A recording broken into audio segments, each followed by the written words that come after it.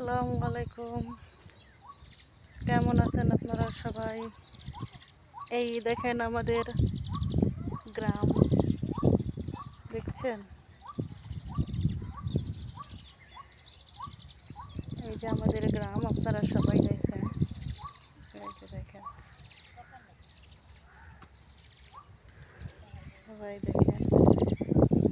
এই দেখেন এখন বর্ষাকাল, এখন এই যে পানি, আমরা নৌকাতে যাই। ও এই দেখেন নৌকাটা যাইতেছে, ঠিক আছে।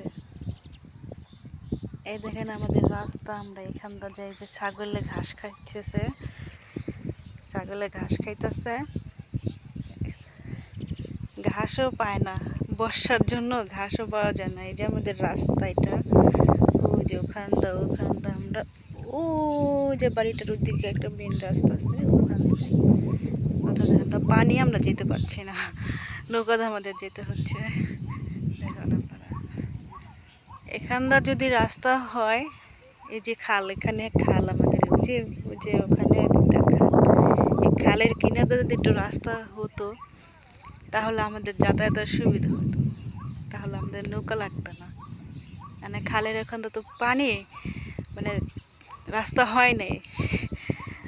আমরা শুনছি ওখানটা রাস্তা হবে, এখন তো রাস্তা হয়নি, তো আমরা যেতে পারতাছি না। সেজন্য আমাদের নৌকা দেয়, যে এখান থেকে আমাদের নৌকাটা যাইতে হইতেছে।